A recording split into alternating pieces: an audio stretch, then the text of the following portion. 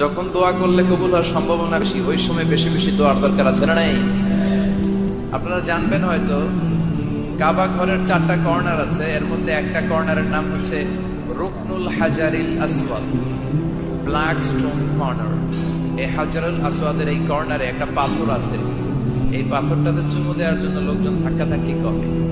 আপনারা যারা হজ উমরা গিয়েছেন দেখছেন না, সালাম ফিরানোর সময় ইমাম সাহেব যখন সালাম ফিরায় আসসালামু আলাইকুম রাহমাতুল্লাহ, পিছনে সব মুসল্লিরা দ্বিতীয় সালাম ইমামের আগে ফিরায় দেয়। ওরাই দায়িত্ব নিয়ে কয় আসসালামু আলাইকুম রাহমাতুল্লাহ, নিজেরাই সালাম ফিরায় চুমু দেওয়ার জন্য দৌড়। আছে না নাই?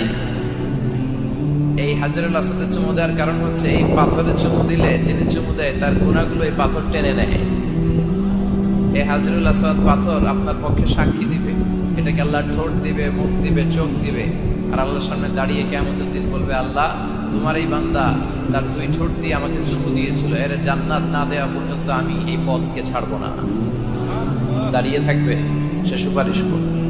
তা হাজারুল আসওয়াদের কর্নার আর কাবা ঘরের দরজা বাবুল কাবা আল মুশাররফ, এর মাঝখানে একটা জায়গা আছে, এই জায়গাটার নাম মুলতাসাম।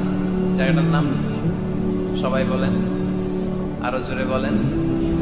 মুলতাসাম, ইলতাসামা ইয়ালতাসিম, ইলতিসাম মানে লেগে থাকা। তো এই জায়গাটাতে লেগে থেকে দোয়া চাওয়া, দোয়া করাটা সুন্নাহ। আপনার শরীর লাগিয়ে, হাত লাগিয়ে, গাল লাগিয়ে সাহাবারা এটা করতেন। এই জায়গায় লেগে থাকতেন, এই জায়গাটায় হাত লাগিয়ে, বুক লাগিয়ে দোয়া করা সুন্নাহ। আর এই মুলতাসামে দাঁড়িয়ে হাত লাগিয়ে, বুক লাগিয়ে দোয়া করলে এই দোয়া আল্লাহ ফিরিয়ে দেয়। এই দোয়াটা কবুল করে নেয় কে? কিন্তু এই মুলতাসামে তো